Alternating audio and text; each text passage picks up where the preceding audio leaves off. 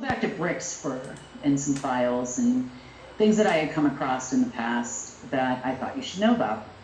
So number one, let's go back to BRICS for a moment here, because this ultimately is the goal. You know, they burn the United States to the ground, buy back everything at pennies on the dollar. It becomes communist just like China, and China runs the world. That's the plan.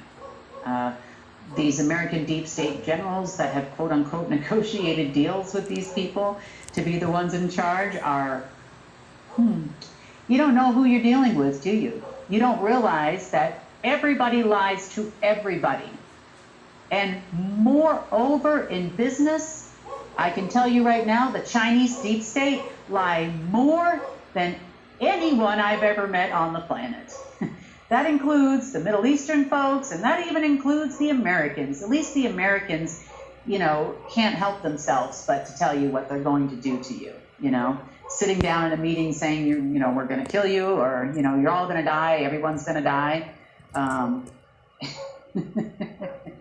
bless them all. But let's go back to BRICS for a second. So we've been hearing a lot of stuff in the news about BRICS. And that they're going to save the world and create a multipolar world. And I keep telling everybody that's actually not the case at all.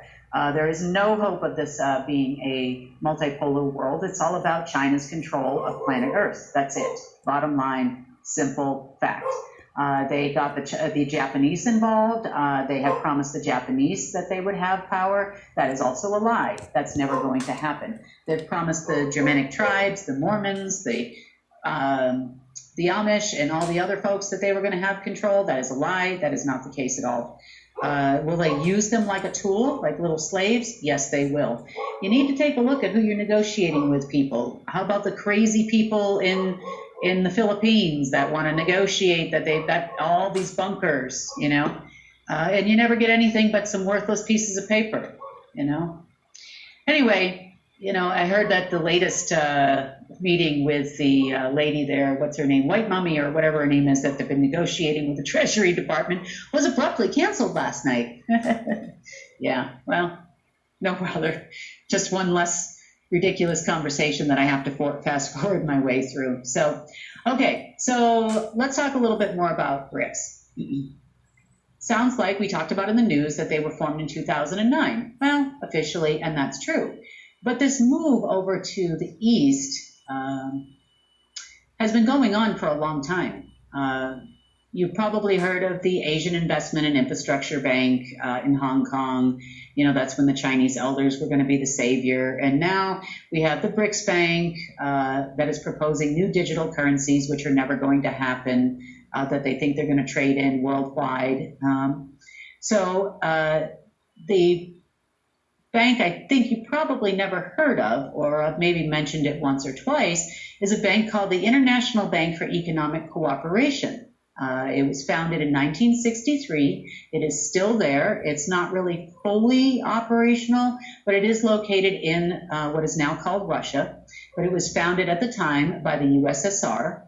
Also, the founding quote-unquote nations of this bank was Bulgaria, Hungary, East Germany, Mongolia, Poland, Romania, Czechoslovakia, and of course the Soviet Union. Later on, about a year or so later, after the bank was founded, Vietnam and Cuba joined. So the purpose of this bank was to counteract the Western run, as they say, World Bank.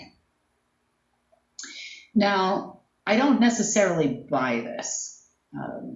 But there's some important facts that they need to understand. So when this bank was founded, my predecessor was in his position. My predecessor put up 100,000 metric tons of gold to support this new bank because it was part of his orders. It's not like they just thought of this great idea to counterbalance the West and create a new World Bank type scenario where people could trade in their own currencies and not US dollars.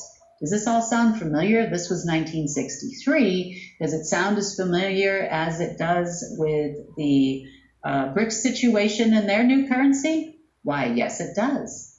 So as you can see, at that time, communism was running rampant throughout the USSR and, of course, all of their quote-unquote partner nations that they were courting to join this new institution. Of course, they had to dangle the carrot of loads of gold and lots of money to get everybody to join, which sounds awfully familiar. You know, it almost sounds like I'm talking about, well, now. You know, like I said, I'm all for a multipolar world. I am all for, you know, currencies eventually being run by the people of each country. I don't believe we should have a centralized point for that. I believe that so much so that the global repository is structured that way, at least the one that we run. You know, the fake one there in the Omega system might have said something different. Who knows? You know, maybe we got the BRICS involved, maybe we didn't. Maybe we got China involved, and maybe we didn't. Maybe it changed on the daily as to who ran the fake global repository, which they were all salivating over like you wouldn't believe. But, you know, once they touch it, it pretty much disappears anyway. You know, but it keeps them busy and it allows me to get some sleep. So that's good news. You know, I got tired of being woken up all night long with real hacking, so let's create some fake mirrors so that they can enjoy themselves over there. But in reality, without the support of, and this is really important to understand, in reality, without the support of the funds and the gold and everything else that we now run, and I say pretty firmly we. Yes, I've been trying to free all that up for you, and I understand that. Yes, I understand everybody gets frustrated and feels like it's just another day ending in Y. But sometimes we need to look at this from a safety standpoint too. You know, and if you can trick your enemy into working for you without them knowing it, you know, isn't that great? I mean, there's a lot at play and a lot at stake. We needed to buy some time for the terraforming to continue. We needed to buy some time before we could completely cut off the hologram. Otherwise, people would have lost their mind when they saw what the world really looked like. And this gave us a perfect opportunity to do that. You know, everything that we do is really in your best interest. And without the support of us, the people, you know, when they see the real global repository, you all own a piece of everything, you know, and what I mean by ownership, you are the beneficiary of that. It generates the energy for you. It generates life force for you. It bleeds source life force throughout the planet and throughout you every single day. Eventually, it's going to bleed energy known as money directly to you. You know, are you going to be able to stack it up in bars and put it somewhere? No, because we needed it to directly connect to source, but it can back your currency of energy. And like it was always meant to do, like it was before the interruption of the AIs. But do understand that the AIs did serve a purpose. After a war, you know, Earth was fully devastated. We needed a habitat to live in, and it created that for us. As bad as it was, and as rough as it's been, you know, originally it was supposed to be balanced, both light and dark. If you remember, I worked with the alpha side for a long time. You know, things got out of hand and got out of control, but it's going back to reality and nature now, and hopefully, fingers crossed, by all indications, we're almost there. So anyway, is the BRICS going to be able to start their own currency without the help of the Office of the Currency of Curator or us? No, they cannot. Are they going to be able to launch a quantum system? Nope, definitely not. Are we going to allow a changeover, a brutal changeover of world power? No, we are not.